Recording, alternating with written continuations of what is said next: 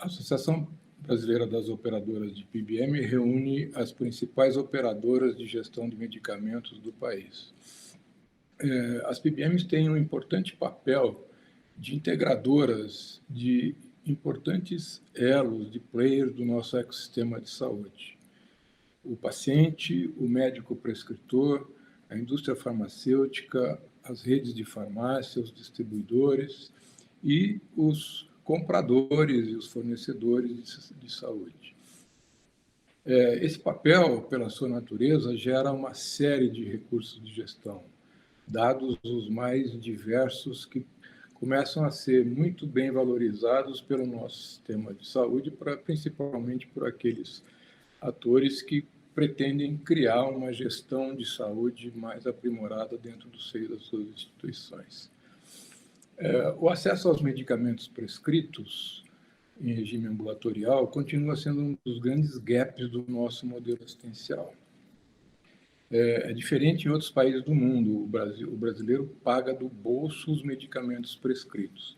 Esse é um tema que a gente luta e vem lutando, e é dos papéis da PBMA, ver se a gente encontra um modelo brasileiro de acesso a medicamentos.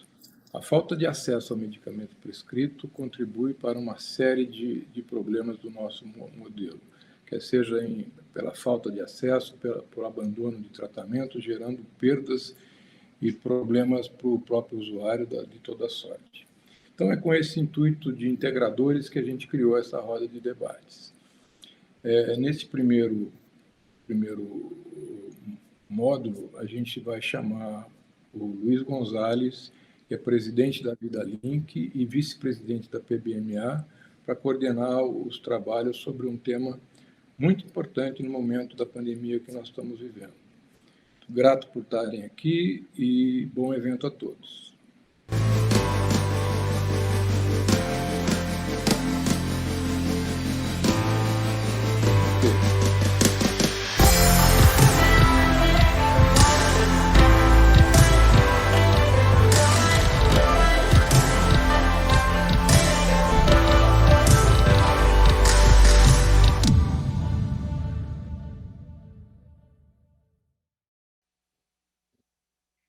Obrigado, Dr. Luiz, e bom dia a todos que nos acompanham pelo canal do YouTube da PBMA.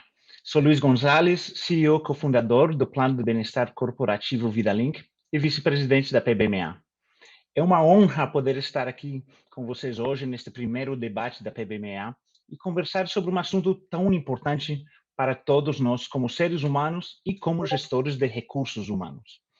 O tema de saúde mental nas empresas estava começando a ser discutido de forma mais abrangente em 2019, e a pandemia, sem dúvida, aumentou os holofotes de forma exponencial. Muitas empresas começaram a investir para apoiar seus colaboradores sem necessariamente saber como começar, e muitas delas com o desafio adicional de fazer tudo à distância. Com o avanço da vacinação no Brasil, estamos começando a enxergar a luz no final do túnel com relação à pandemia, mas não podemos nos enganar e pensar que a preocupação com a saúde mental pode diminuir. Agora é o momento de pensar em como podemos tornar nossos investimentos na saúde mental duradouros e como podemos apoiar nossos colaboradores de forma contínua. Com esse objetivo, vamos conversar com duas pessoas espetaculares durante os próximos 45 minutos, para aumentar nosso conhecimento e identificar estratégias para nos ajudar a cuidar do ativo mais importante de nossas empresas, o capital humano. Primeiro, vamos ouvir uma breve apresentação do Dr. Primo Paganini. Ele é médico psiquiatra, formado pelo Instituto de Psiquiatria da USP e preceptoria nas universidades Columbia, Yale e Harvard.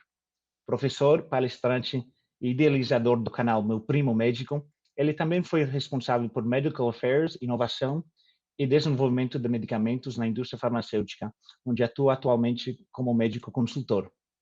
Na sequência, convidarei a doutora Renata Simeoni para o debate. Ela é gerente de saúde corporativa do Grupo O Boticário, médica formada pela PUC Paraná, especialista em medicina do trabalho pela Universidade Federal do Panamá e tem MBA executivo em saúde pela FGV. A doutora Renata atua em empresas de grande porte como a BRF e a Mondelez antes do Grupo Boticário. Bom dia, Dr. Primo, e obrigado pela participação. Bom dia, muito obrigado. É um prazer muito grande estar aqui. Muito obrigado pelo convite.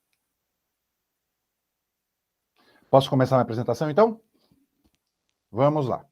Por favor. Então, gente, que bom que vocês estão aqui. Eu acho que é um momento muito importante a gente falar sobre saúde mental.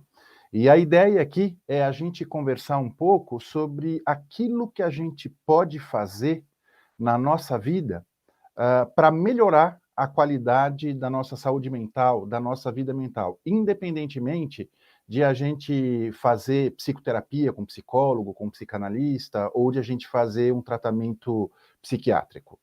Né? Então, não vou falar da minha formação, eu já fui apresentado. Então, sobre o que a gente vai falar? Eu vou falar um pouquinho sobre os dados da pandemia, o que a pandemia causa no nosso corpo, né? Como que ela faz com que o nosso corpo fique estressado e as consequências disso para o cérebro, para a saúde mental e para o nosso corpo físico, para o nosso organismo. As consequências do estresse contínuo para o cérebro e para o corpo. O que acontece com quem se infectou? Então, certamente, muitas pessoas aí tiveram familiares, amigos ou colegas que se infectaram e devem estar acompanhando que eles estão apresentando quadros de saúde mental, principalmente depressão e ansiedade, né? E as conclusões aqui sobre o que a gente poderia fazer para melhorar a nossa saúde mental. Eu sempre gosto de começar a apresentação pelo último slide, ou pelas conclusões, porque se cair a energia aí, pelo menos vocês levam as mensagens-chave. De fato, a pandemia deixou a gente totalmente fora da casinha, como se fala popularmente. Isso não é frescura, existem motivos físicos para isso, existem motivos biológicos para isso. E o problema desse estresse, o problema dessas alterações que a gente tem no nosso organismo, é que isso reduz a nossa produtividade, porque reduz a nossa cognição, reduz memória, concentração, raciocínio, foco, atenção, planejamento e tomada de decisão. Para aqueles que se infectaram, como eu comentei, vocês devem conhecer pessoas que se infectaram. O vírus, a gente inicialmente pensava que era um vírus respiratório, mas a gente sabe que, na verdade, ele é um vírus que também sente atração pelo cérebro, ele sente atração pelo sistema nervoso central e acaba trazendo algumas lesões. Como eu comentei, quem teve a infecção acaba apresentando depressão, ansiedade, pânico, nervosismo, e é físico, como eu vou mostrar para vocês nos próximos slides. Acho que uma grande mensagem que a gente tem que levar, a gente tem que perder a psicofobia, que é o medo que a gente tem de psicólogo, de psicanalista e de psiquiatra. Buscar ajuda com esses profissionais é, acima de tudo, um sinal de força e não de fraqueza. E aqui um dado farmacoeconômico muito importante é que para cada dólar que é investido em saúde mental, existe um ganho de $4. Então vamos conversar um pouquinho aqui sobre os dados científicos. Fiquem tranquilos, eu não vou ficar utilizando a linguagem técnica, eu não vou ficar utilizando o cientificismo, e na hora da gente bater o papo, a gente vai poder entrar um pouquinho mais em detalhe em alguns aspectos biológicos da condição. Quais foram os dados da pandemia da semana passada? Nós tínhamos aí 199 milhões de casos confirmados e mais de 4 milhões de mortes, né? Como que a pandemia nos causa estresse? Existe no nosso corpo um sistema de estresse. Um certo nível de estresse é legal porque tira a gente da nossa zona de conforto. Um certo nível de ansiedade até é legal porque tira a gente dessa zona de conforto. O grande problema é quando o estresse é contínuo. E todas as limitações que a gente passou a ter por causa da pandemia, todos os medos que a gente passou a ter por causa da pandemia, eles ativaram as substâncias químicas que causam estresse no nosso organismo. Vou ter que falar um termo técnico, mas é super simples. A principal substância responsável pelas reações de estresse no nosso organismo é o cortisol. E o cortisol, quando ele é alto o tempo todo, e é isso que está acontecendo ao longo da pandemia, ele acaba trazendo alterações do funcionamento do cérebro, e ele é tóxico para o cérebro em excesso, nessa grande quantidade e tendo uma concentração constante. E ele acaba sendo também lesivo, ele acaba trazendo problemas para o nosso sistema cardiovascular e para o nosso sistema muscular. Então, é por isso que a gente explica por que a gente sente tanta dor, por que houve aumento de hipertensão, por que houve aumento de diabetes, por que houve o aumento de trombose. É tudo culpa do cortisol, é tudo culpa dessa substância química responsável pelo estresse no nosso corpo, e o problema é que a pandemia fez o cortisol ficar alto no nosso corpo o tempo todo. Então, vamos falar um pouquinho das consequências do estresse contínuo para o cérebro e para o corpo, as consequências desse cortisol alto continuamente. O que ele vai fazer no cérebro? Ele vai alterar as substâncias químicas que fazem o nosso cérebro funcionar adequadamente. Então, acaba reduzindo o nosso nível de energia, reduz o nosso interesse, acaba causando muita ansiedade, acaba causando muita preocupação, excesso de pensamentos na cabeça, reduz a nossa iniciativa e, para especificamente a palestra que a gente está falando aqui hoje, existe uma redução da nossa produtividade e da nossa funcionalidade. Isso é físico, gente, não é frescura, isso não é psicológico. O cérebro, por causa do excesso do estresse, ele acaba não produzindo as substâncias que protegem o próprio cérebro. Então, o cérebro fica desprotegido. Um cérebro desprotegido não consegue pensar e não consegue planejar e não consegue decidir adequadamente. Além disso, no nosso cérebro, para o nosso processo de aprendizado, para o nosso processo de memória, para a nossa capacidade de adaptação, para a nossa capacidade de flexibilidade, para a nossa capacidade de resiliência, existe um processo muito importante que é o nascimento de novos neurônios. É um processo que se chama neurogênese. E o que acontece? O estresse contínuo, infelizmente, reduz a capacidade do cérebro de gerar novas células cerebrais. Ou seja, sem essa capacidade, a minha capacidade de adaptação acaba ficando muito diminuída. E sem uma boa capacidade de adaptação, a gente tem aí uma redução de funcionalidade e uma redução de produtividade. Então, além disso, o nosso cérebro acaba ficando extremamente emocional. Esse estresse contínuo, ele impede o funcionamento do cérebro racional de uma forma adequada. E uma das funções do cérebro racional é inibir ou controlar o cérebro emocional. Por causa do estresse, esse cérebro racional não consegue mais inibir ou controlar o cérebro emocional. Então a gente fica extremamente emotivo, a gente fica extremamente sensível, e todo mundo acompanhou ao longo desse um ano e meio, situações bem graves que aconteceram de problemas de impulsividade nas pessoas. Então muitas pessoas que se recusaram a colocar máscara em ambiente fechado, literalmente quebraram sorveteria, banco, loja de shopping, como todo mundo acompanhou nas notícias. Existe aí um motivo físico para isso. Nosso cérebro no estresse acaba ficando extremamente emocional. E como eu comentei, não é só o cérebro que sofre. O nosso corpo acaba sofrendo. O estresse contínuo reduz a nossa imunidade, ele pode causar problemas cardíacos, como eu comentei, hipertensão, diabetes, dislipidemia, que seria a elevação de colesterol e de triglicérides, aumenta risco de tromboses e até mesmo de arritmias cardíacas. É como a gente fala, quando a alma sofre, o corpo padece, né? Então, é muito importante a gente ter isso em mente para a gente sempre se lembrar de que a gente, mais do que nunca, precisa cuidar de mente e de corpo. E quem se infectou? Como eu comentei, o vírus não é um vírus respiratório, né? Ele acaba pegando o organismo como um todo. E o vírus gosta muito do cérebro, e a entrada do vírus no cérebro, ela é direta. Ela acaba entrando pelo nosso nariz em um nervinho aqui, em dois nervinhos que a gente tem aqui no nariz, que é o nervo olfatório. Então ele tem acesso direto ao cérebro, ele inflama o cérebro, e aí ele, ao alterar as substâncias químicas, ele causa depressão, ansiedade, pânico, várias outras doenças que a gente vai conversar ao longo do nosso bate-papo, e tem inclusive o risco de ele causar demência, como a doença de Alzheimer e outras demências, e também a doença de Parkinson, ou seja, doenças degenerativas, né? Então, esse vírus, ele acaba reduzindo a nossa produtividade e funcionalidade, e a causa é física, é lesão direta do cérebro, é por causa da inflamação do cortisol, é por causa do excesso do cortisol e por inflamação cerebral.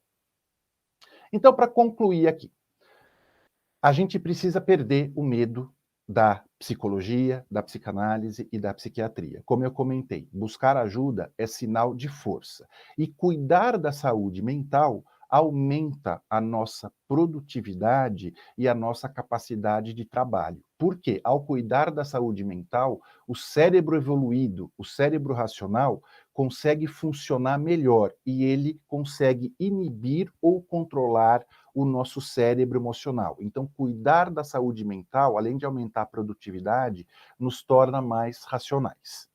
Então, como a gente já começou pelo final da apresentação, então, o grande problema é que estamos estressados cronicamente, isso reduz o funcionamento cerebral, principalmente a redução da capacidade cognitiva, então redução de memória, concentração, raciocínio, foco, atenção e funcionalidade, reduz a nossa produtividade. Isso não é apenas psicológico, isso é físico, porque o nosso eixo de estresse está ativado. Pessoas que foram infectadas apresentam lesão direta no cérebro e acabam apresentando mais depressão e mais ansiedade do que a população em geral. Temos que pensar em prevenção quando a gente fala em saúde mental, então eu vou daqui a pouco passar para vocês umas dicas do que a gente pode fazer do ponto de vista não farmacológico para melhorar isso aí. E como eu comentei, para cada $1 investido na saúde mental, ou seja, para o custo direto, eu tenho uma economia de até $4 no custo indireto. Eu procurei não ser muito técnico, mas tem um monte de ciência que eu poderia falar, então eu peço para vocês que para ficarem à vontade e me procurarem no Instagram, no YouTube e no meu blog, que é o www.meuprimomédico.com.br. Acabei minha apresentação aqui, agradeço muito a atenção de vocês.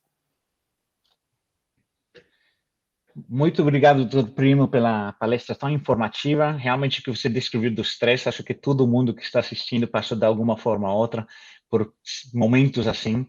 E me impactou bastante a informação que você compartilhou sobre o impacto físico e não só psicológico do vírus. Então, isso enfatiza ainda mais a importância de dar um acompanhamento contínuo, um apoio contínuo aos colaboradores e seus familiares, né? Agora vou convidar a doutora Renata, do Grupo Boticário, para fazermos perguntas práticas que temos como gestores ao doutor Primo. E também para compartilhar sua experiência, doutora Renata, como responsável pela saúde corporativa do Grupo Boticário. Tá? A primeira pergunta eu gostaria de fazer para o próprio doutor Primo, né? Antes do início da pandemia, o tema de saúde mental nas empresas estava começando a ser mais discutido, né? Inclusive pela mídia, porém de uma forma muito abrangente. Para começar nosso bate-papo, queria saber quais tipos de cuidados são possíveis de serem tomados antes de ter essa necessidade de um tratamento, conforme o doutor mencionou. Perfeito. Existem aí medidas que são simples, mas que muitas vezes a gente não adota. Então, por exemplo, dormir adequadamente. Dormir não é perda de tempo, como muita gente pensa. Então, os estudos mostram que pessoas que dormem só 4 a 5 horas por noite, elas têm um risco 200% maior de ter infarto ao longo da vida. E dormir menos horas aumenta até o risco de câncer. Então, dormir adequadamente é muito importante. Atividade física, principalmente atividade aeróbica, então a OMS fala para a gente fazer meia horinha de atividade aeróbica 5 vezes por semana. Isso é muito importante, porque reduz a inflamação do estresse, reduz o cortisol e aumenta as substâncias químicas que protegem o nosso cérebro e o nosso sistema cardiovascular. Meditação e mindfulness. Muita gente acha que isso é bobagem, mas não é verdade. Os estudos com ressonância magnética e com tomografia mostram que mindfulness e meditação, elas aumentam o funcionamento do cérebro racional, né? Aumenta a região do cérebro responsável pela inteligência. E outra coisa que é muito importante, já que a nossa espécie é gregária, se fosse para a gente viver sozinho, Deus tinha dado uma ilha para cada um. é muito importante a interação social. Então, o isolamento afetivo, ele não significa isolamento, perdão, o isolamento social, ele não significa isolamento afetivo. Então, a gente tem que usar e abusar das tecnologias, como a gente está fazendo hoje aqui. A gente está usando o Google Meet, a gente está usando o YouTube. Então, só de a gente ter esse tipo de alteração na nossa vida, essas alterações de comportamento, a gente já consegue garantir uma boa saúde mental sem precisar de um auxílio farmacológico ou mesmo sem precisar da psicoterapia. Mas, de novo, nada de psicofobia. Buscar ajuda é sinal de força.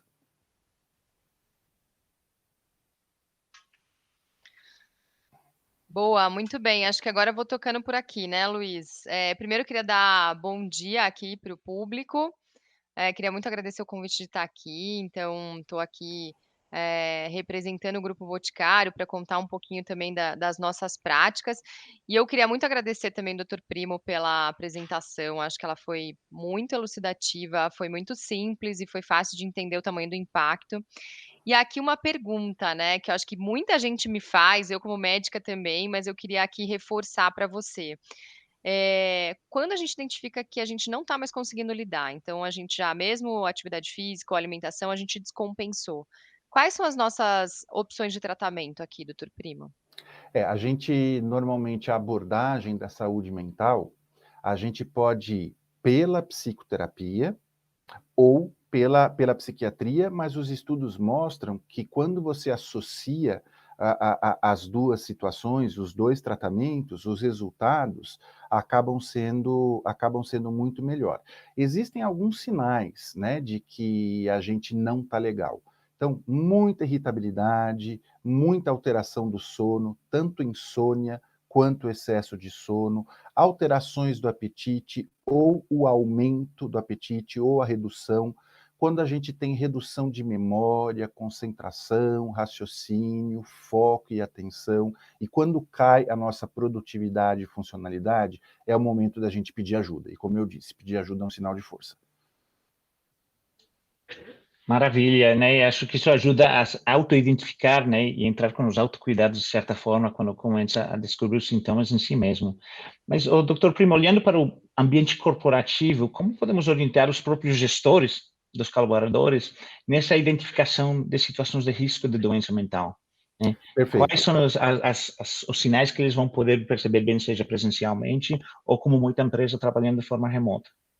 Existe até uma publicação muito interessante da Harvard Business Review que fala sobre isso, né? Então, existem aí basicamente 3 sinais: redução de produtividade, irritabilidade e ansiedade, e aí associado a isso um certo descontrole. Isso é um sinal de que a pessoa, de que o funcionário está precisando de uma ajuda profissional e de que aquelas medidas comportamentais que eu comentei não estão sendo suficientes para reduzir o nível de estresse que essa pessoa está passando. Então, os gestores têm que ficar muito atentos. Aí a gente pode até ampliar, sair um pouquinho da Harvard Business Review e ampliar. Tristeza, ansiedade, insegurança, redução de produtividade, a irritabilidade, a perda de peso ou o ganho de peso do funcionário, um funcionário que está sempre cansado, são sinais de alerta para esse gestor auxiliar esse funcionário. Perfeito. E, doutora Renata, a maioria dos gestores não foram preparados, né, para identificar e muito menos apoiar os colaboradores com casos de saúde mental. E acho que, adicionalmente, muitos podem estar passando por seus próprios desafios, né, de saúde mental, além de talvez estar carregando, né, o peso emocional de tentar ajudar os demais. Né? O que pode ser feito para apoiar os gestores nessas situações? Essa é uma ótima pergunta, acho que é o que mais a gente vem, trabalhando. Bom, o que que a gente entendeu que era necessário fazer aqui dentro do grupo? Primeiro, considerar essa pessoa uma pessoa que pode estar precisando de ajuda, então o acolhimento dos gestores, tem sido algo que a gente está vendo bastante resultado, assim. Que tipo de acolhimento a gente vem fazendo? Na verdade, só o fato da pessoa ser gestora já tem um risco maior de doença mental, então isso já é algo para a gente que já é um sentinela, que a gente já começa a ficar um pouco mais atento. Mas a gente tem feito algumas rodas de conversas entre eles para que eles possam trocar boas práticas, possam dividir as angústias, enfim, e a gente media tudo isso através de psicólogos. Então, o acolhimento é algo que a gente entende que tem feito bastante sentido e eles se sentem aliviados, assim, de respirar e falar: "Nossa, não estou sozinho nesse barco, mais gente está sentindo o que eu estou sentindo". Acho que isso ajuda, né, principalmente no que o doutor Primo falou, da gente se relacionar, acho que isso é super importante. Se isolar com a dor é muito difícil e tende a piorar o quadro, né. E um outro ponto que a gente vem trabalhando bastante é em letramento. Então, assim, como é que a gente consegue educar os gestores no tema, assim, para que eles não tenham medo do tema, para que eles consigam falar sobre isso de uma forma um pouco mais natural, para que eles consigam identificar os colaboradores. Então, quando a pessoa começa a ter esse tipo de mudança, de irritabilidade, perda de produtividade, para que aquilo não seja uma análise só de performance, nada disso, para que ele consiga também identificar esses outros fatores e que consiga reverter. Então a gente vem trabalhando muito em letramento, falar sobre a doença mental, falar sobre ambientes psicologicamente seguros, o que que leva um ambiente mais seguro, para que as pessoas também consigam, neste momento se abrir, florescer e tal. Então a gente vem trabalhando fortemente nisso e também porque a gente acredita que saúde mental dentro da organização, ela não está só com o indivíduo, então a gente dá muita ferramenta para o indivíduo, né, então a gente pede para que ele faça mindfulness, faça atividade física, durma, e tudo isso a gente entende que é bem importante e muito relevante. Tem um outro aspecto dentro da organização, que são as relações que a gente vive, então esses ambientes psicologicamente seguros, e tem o sistema também. O sistema tem que ser avaliado para ver se ele está influenciando para o bem ou para o mal, né. Então aqui a gente faz uma análise um pouco mais complexa, porque uma organização sempre tem regras, sempre tem, a forma como a gente trabalha, e isso influencia bastante na forma como as pessoas adoecem também. Então, o trabalho a gente não consegue mais separar o trabalho da vida pessoal. Então a gente precisa ter cuidado para que esses ambientes estejam seguros e psicologicamente, saudáveis, né. Então acho que é nesse lugar que a gente está.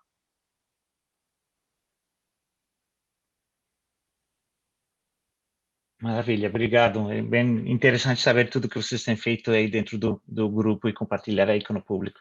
Muito bom. Bom, eu tenho uma pergunta para o doutor Primo, agora já vou emendar mais uma aqui.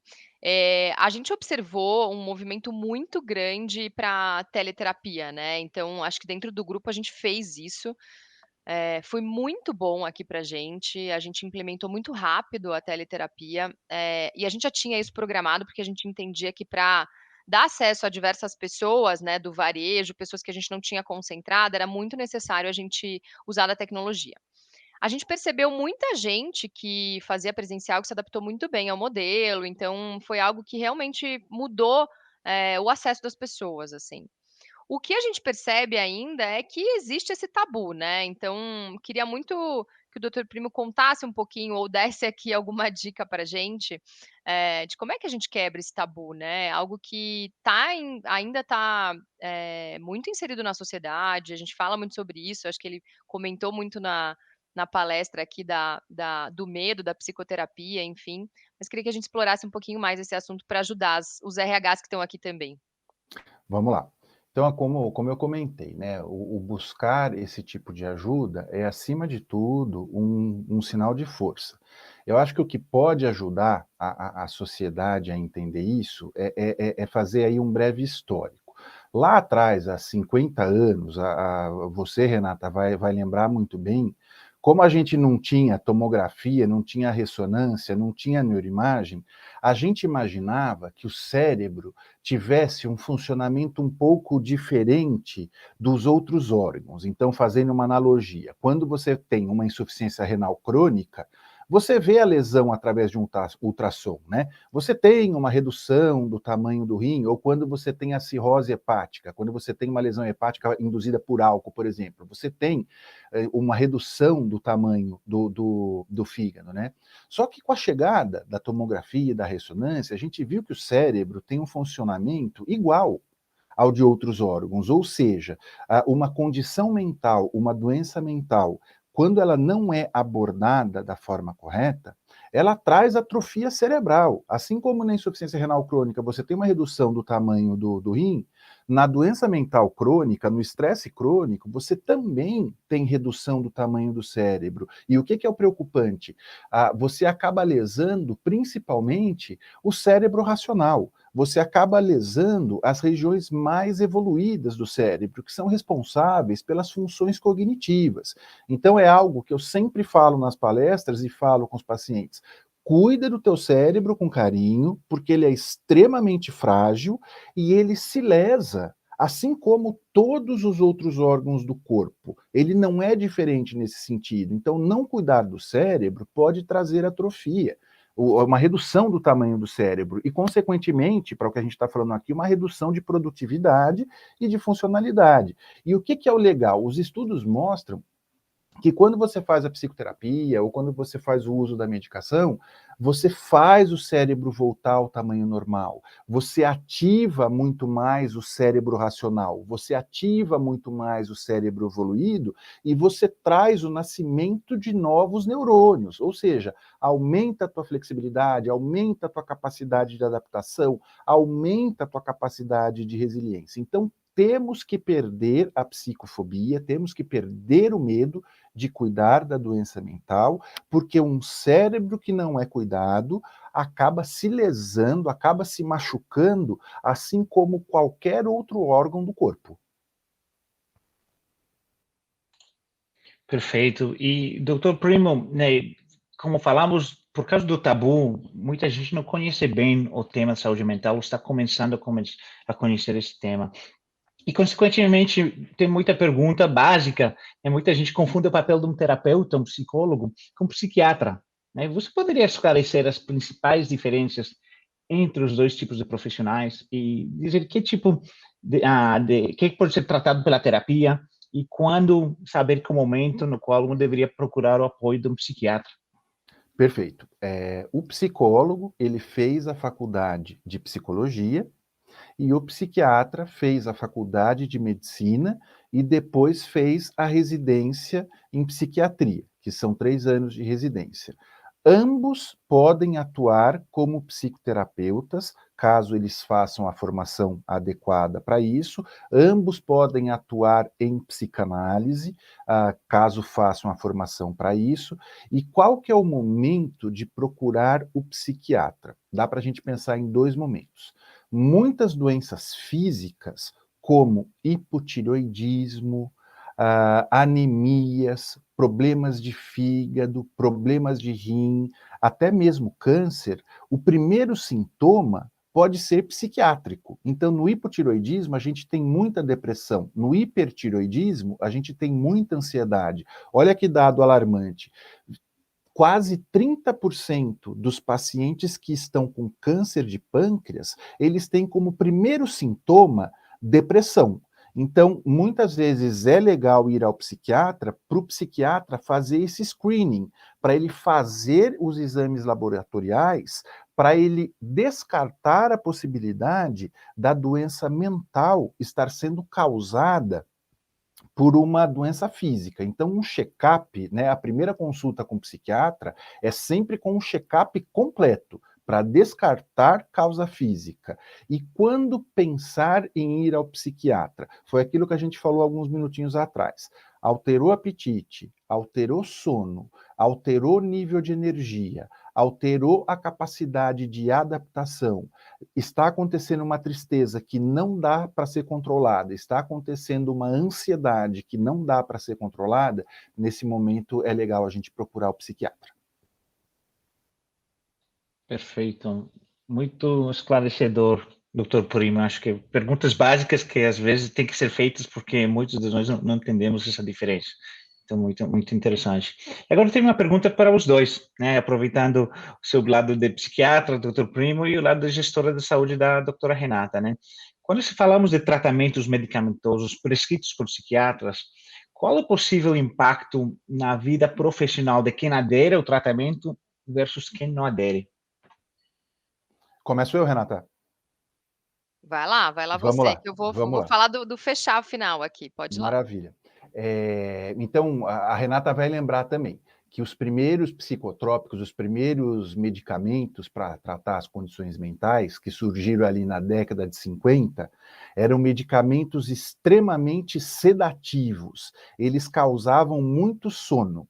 Então a sociedade ficou com a ideia de que o psicotrópico, o medicamento da psiquiatria, ele é um mata-leão, que vai deixar a pessoa deitada na cama o tempo todo. Só que quando chega a década de 90, que chegam os novos antidepressivos e que foram desenvolvidos com alta tecnologia e baseado em estudos com tomografia e com ressonância, os medicamentos desenvolvidos foram extremamente seletivos. Então, eles não viciam, eles não causam dependência, eles aumentam as substâncias químicas do cérebro responsáveis pela felicidade, pela iniciativa e pela produtividade.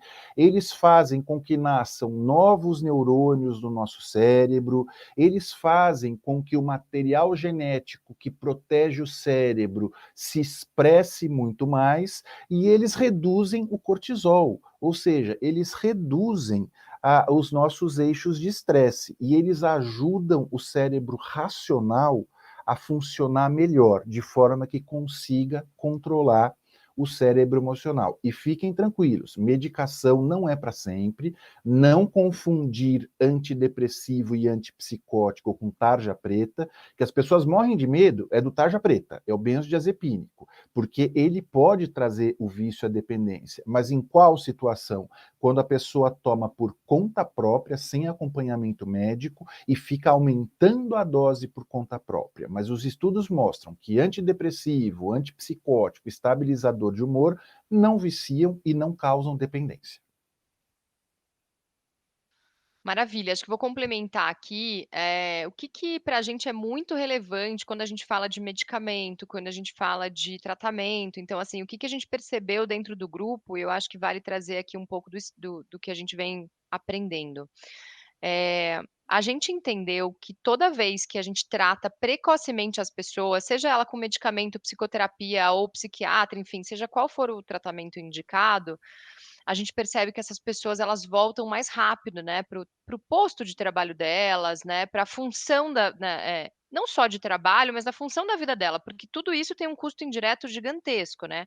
Seja um custo de vida das pessoas, dos familiares, das pessoas do trabalho não estarem conseguindo conviver, ou ela ter essa dificuldade de conviver com essas pessoas, né, por questões mentais, eh, ou seja ela também por custos mais diretos mesmo, quando a gente fala de faltar ao trabalho, quando a gente fala dessa pessoa que está tendo algum tipo de prejuízo na vida social dela e que aquilo de fato gera algo, mais direto. Então, o que a gente aprendeu é que, assim, quanto mais precoce a gente acolhe essa pessoa e quanto mais precoce e intensivo a gente faz o tratamento inicial, mais rápido ela volta, né, volta às atividades normais da vida dela. E aí uma das coisas que são, assim, sentinelas pra gente, inclusive, é o uso de medicamento e o não abandono do tratamento, porque muitas vezes quando a pessoa começa a tratar, ela tem um período, né, doutor Primo, que ela demora um pouquinho até que comecem a fazer todos os efeitos, né. Então, normalmente entre 3 a 4 semanas é mais ou menos o que como funcionam os medicamentos.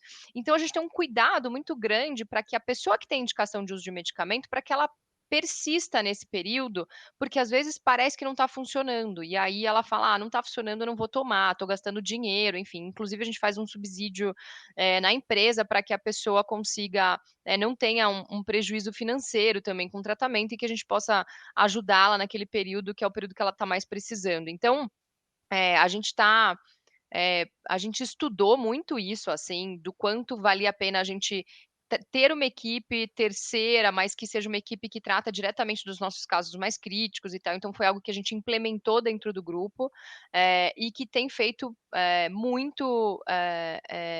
gente tem tido muito resultado positivo com o retorno precoce das pessoas, assim, tem sido muito legal, a forma como elas têm recuperado mais rápido, porque se a gente prolonga, faz interrupções de medicamento, de tratamento, a tendência é que isso fique num ciclo não tão virtuoso, né, então, a gente acaba não tendo aí tanto sucesso rápido, né, acaba prolongando muito o tratamento, e isso acaba até gerando esse estigma da sociedade, né, que as pessoas ficam 6 meses, às vezes 1 ano e meio tratando sem uma melhora, então isso está muito relacionado à aderência ao tratamento correto, às boas indicações, então acho que tem muito sobre isso. Então a gente investe nesse momento para que a pessoa realmente tenha esse cuidado e se sinta amparada, tá. Então é nesse lugar. Excelente, eu vou até complementar isso que você falou, né, que é exatamente como você disse. As pessoas têm que ter a paciência, né, e aí o psiquiatra também tem que lembrar de explicar isso para o paciente. Normalmente, a medicação, ela vai levar aí de 3 a 4 semanas para começar a funcionar. Mas o grande pico de ação vai ser com 8 semanas ou 12 semanas. Por quê? Nas primeiras 4 semanas, o que, que a medicação vai fazer? Ela vai melhorar as substâncias químicas do cérebro, mas a grande melhora vem quando surge o nascimento dos novos neurônios. E isso leva de 8 a 12 semanas para acontecer. Então, normalmente, para o paciente ficar bala, para a pessoa ficar super bem, ela acaba levando, muitas vezes, 3 meses. Então, ela melhorou. Vai parar o tratamento medicamentoso? Não. A literatura mostra que tem um tempo correto. Então, normalmente, no dia que a paciente fala, tô bala, tô zerado, no caso da ansiedade, você mantém por 1 ano a 1 ano e meio, e quando você fala de depressão, você mantém por até 2 anos. E se essa pessoa tiver histórico familiar de doença mental, esse tempo é mais prolongado. E qual que é o risco de não ter a adesão ao tratamento? Foi o que eu comentei lá atrás. O cérebro é igualzinho aos outros órgãos. Você pode ter lesões cerebrais que podem se tornar irreversíveis, que é o que a gente chama de sequela. Então, com isso, você pode ter queda de produtividade e queda de funcionalidade. Por isso que é super importante seguir direitinho os tempos de tratamento. Ótimas dicas, doutor Primo, e isso demonstra a importância do conhecimento, né, das pessoas realmente saberem os prazos, os tempos e a duração de um tratamento. Mas hoje em dia se fala muitas vezes, dependendo da cobertura do plano de saúde da pessoa, né, da consulta rápida, do pouco tempo do paciente com o psiquiatra, com o médico, e às vezes até do medo de até perguntar, né, o que as empresas podem fazer para aumentar esse conhecimento dos colaboradores, para saber exatamente, né, o tempo que tem que durar o tratamento e como continuar com esse tratamento e não interrompê-lo precocemente. Eu acho que as empresas, elas têm que continuar fazendo o que elas já estão fazendo, que é o quê?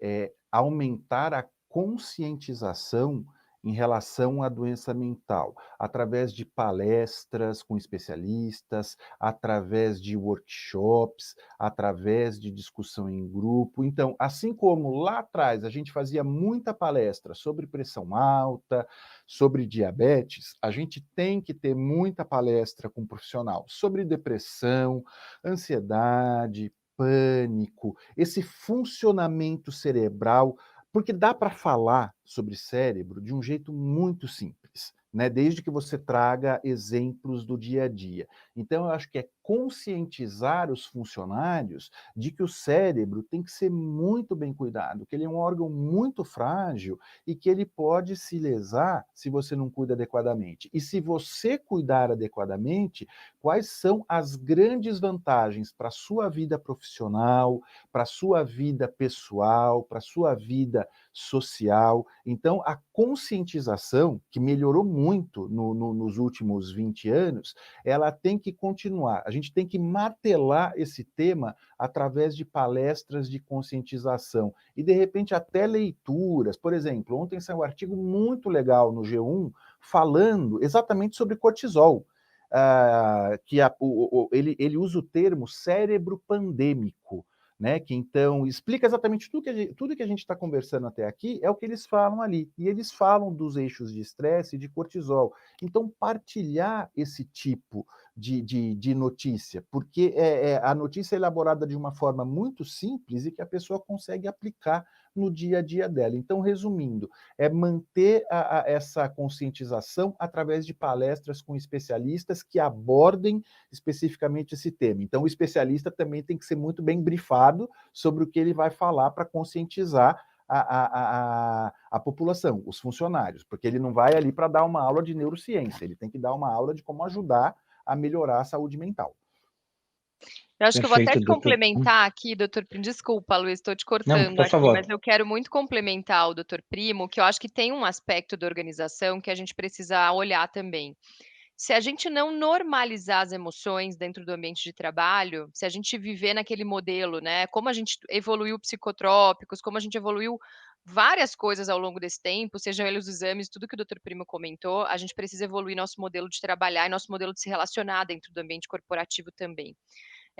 A gente foi moldado a viver num ambiente onde a gente não pode se emocionar, onde a gente não pode chorar, porque senão a gente é fraco, porque senão o outro que está do meu lado vai competir comigo, vai pegar minha vaga. Então existe um ambiente que ele não é tão favorável a gente olhar e demonstrar emoções. Então o que a gente vem desmistificando também, que eu acho que é super importante a gente falar, é como é que a gente normaliza as emoções no ambiente de trabalho. Porque isso é importante. Hoje, se a gente quiser ser inovador, criativo, que é tudo que, no geral, o mundo está pedindo dos modelos de trabalho, a gente já não está mais trabalhando no lugar de comando e controle. Nós estamos trabalhando num modelo mais ágil, num modelo em que você erra, em que você tem que falar sobre o teu erro, que você tem que corrigir rápido, que você tem que ir aprendendo com isso, e é um ciclo contínuo de tudo isso. E se a gente não tiver num lugar, psicologicamente seguro, a gente muito provavelmente não vai conseguir ter esse tipo de pessoa dentro da nossa organização. E estruturalmente, quando a gente fala de estratégia de negócio, muito provavelmente a gente já comece a se afastar das estratégias de inovação, de criatividade, que é tudo que o mundo está exigindo da gente. Então, para mim, também tem um lugar bem estratégico aqui de falar de saúde mental associado ao negócio mesmo, porque se a gente não tiver saúde mental para boas tomadas de decisões, se a gente não tiver saúde mental para falar de emoções, muito provavelmente a gente não vai ter o ambiente de trabalho que a gente quer.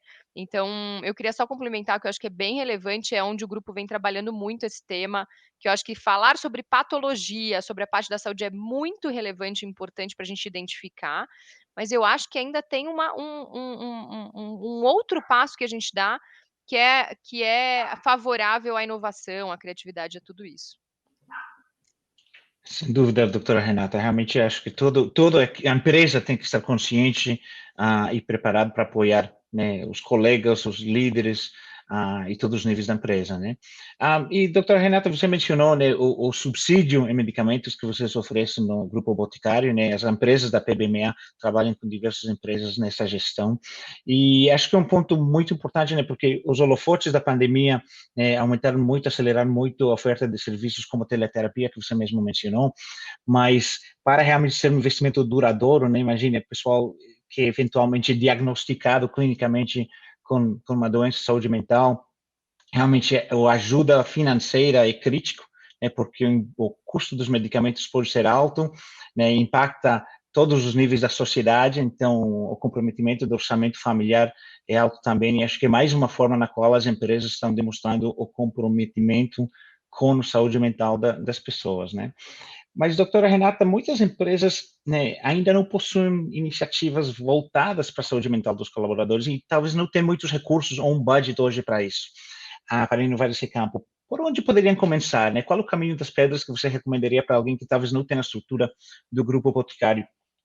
Eu acho essa uma ótima pergunta, porque eu brinco que dentro do grupo acaba que a gente tem, né, um lugar de recurso, a gente já tem um programa de saúde mental há mais de 10 anos, então, mas eu acho bem relevante essa pergunta, eu acho que tem muitas coisas simples que a gente pode fazer. Primeiro, falar sobre o tema. Então, assim, falar sobre o tema, a informação, como o doutor Primo comentou, além dele, que já está dando uma super aula para gente, que eu acho que a gente já pode aproveitar do meu primo médico lá das redes dele, que eu já abri aqui, já achei muito ótimo. Tem muito conteúdo sobre o tema, então acho que explorar esses conteúdos e divulgar isso dentro da companhia, como ele mesmo comentou, acho que é bem legal. Outras coisas que funcionaram muito bem pra gente, assim, e que foram simples, assim, que a gente não sabia direito por que a gente ia fazer, a gente simplesmente colocou as pessoas, foram essas rodas de conversa. Então, as rodas de conversa geram esse sentimento de pertencimento. Isso ajudou muito as pessoas a falarem sobre as emoções. não era uma roda de pedido para RH, não era uma roda onde a gente estava prometendo qualquer coisa para eles, era simplesmente um lugar onde as pessoas poderiam falar de emoções. E isso foi real, assim, olhando o tamanho do impacto que a gente teve mais de 7.000 pessoas que já participaram e a gente mantém as rodas acontecendo, porque as pessoas pedem para que elas tenham aquele uma hora, sabe, aquele eu estou liberada uma hora aqui para ficar falando sobre as minhas emoções. O liberada que eu digo é quando você fecha uma agenda das pessoas e você, enquanto empresa, permite que ela passe aquele período, isso tem um significado muito grande para o colaborador, que é diferente de você dizer: "Ah, a hora que você conseguir no seu intervalo de uma reunião, você vai lá e faz uma teleterapia online". É bem diferente do que você dizer: "Vamos parar todo mundo para falar?".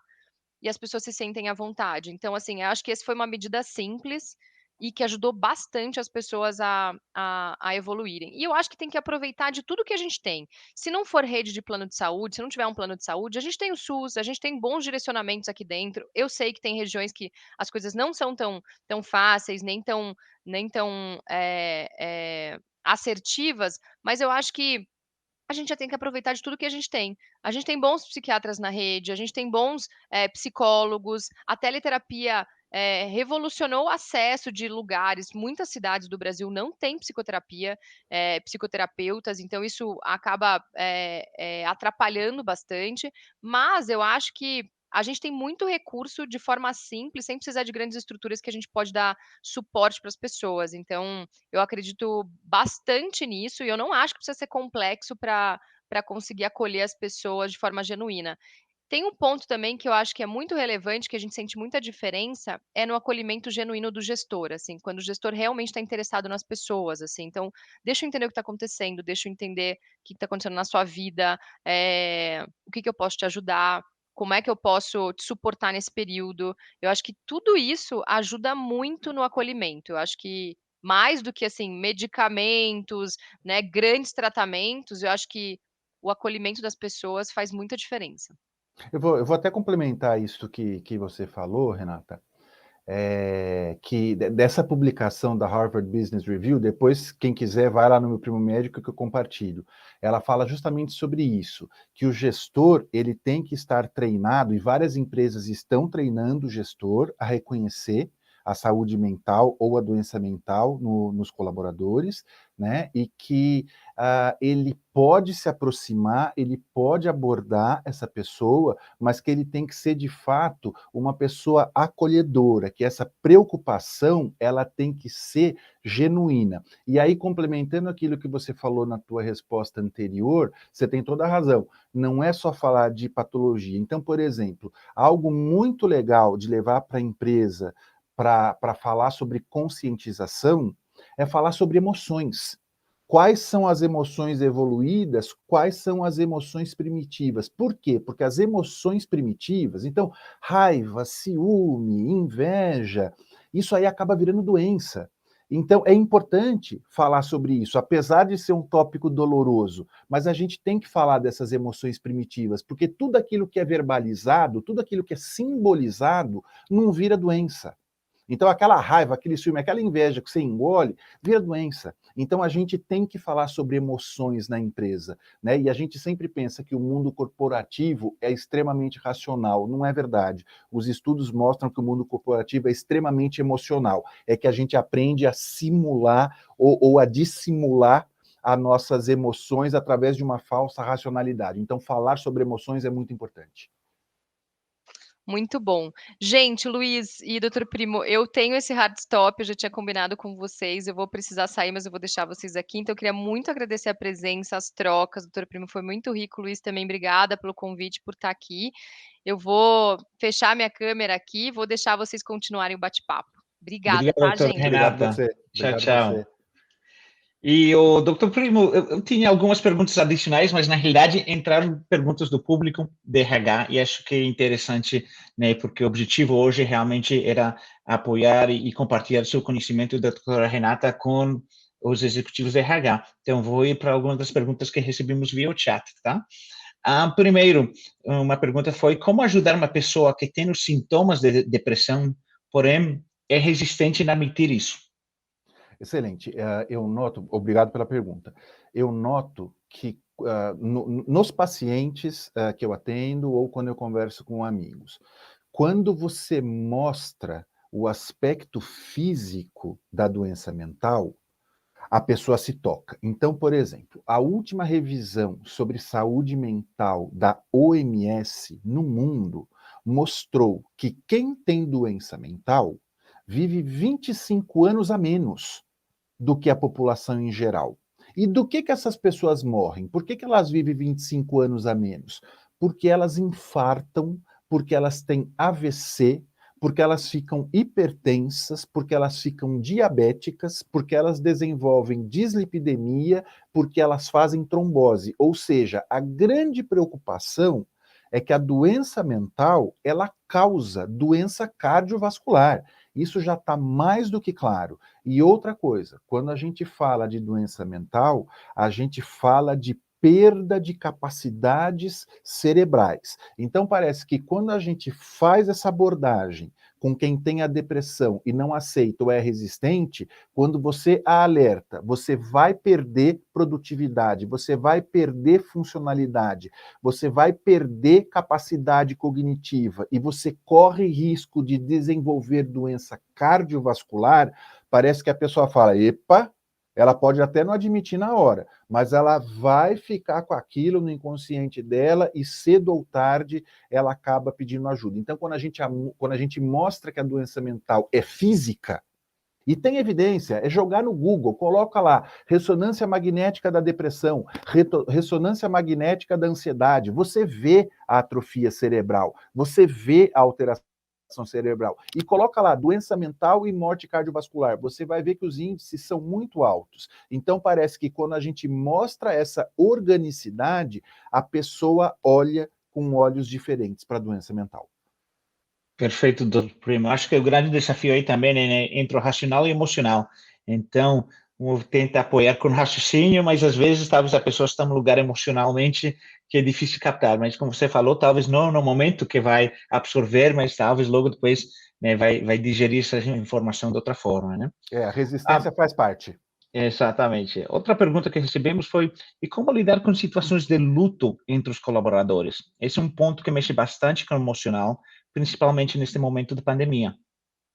Principalmente acolhimento, né? A gente não vai medicalizar o luto, né? O luto tem que ser elaborado. O luto é um processo e ele leva um tempo para acontecer. Então, a melhor abordagem para lidar com o luto é o acolhimento, é você estar presente com aquela pessoa, é você acolhê-la, é você aceitá-la, é principalmente você ouvi-la. Estimula essa pessoa a falar, estimula essa pessoa a colocar para fora o sentimento, estimula essa pessoa a simbolizar as emoções. Mas, resumindo, o acolhimento é muito importante nos casos de luto. E luto leva um tempo. Luto não vai ser completado em 15 dias ou um mês. Existem pessoas que levam anos para elaborar um luto. Aqui entraria também a questão da psicoterapia e não a medicação. Então, o luto que está muito difícil de ser elaborado, uma boa psicoterapia, uma psicoterapia breve,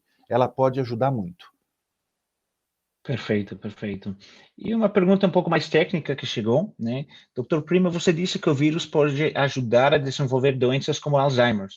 Porém, quem já tem histórico dessa doença na família, se pegar o vírus, pode ter um agravo ainda maior sobre isso?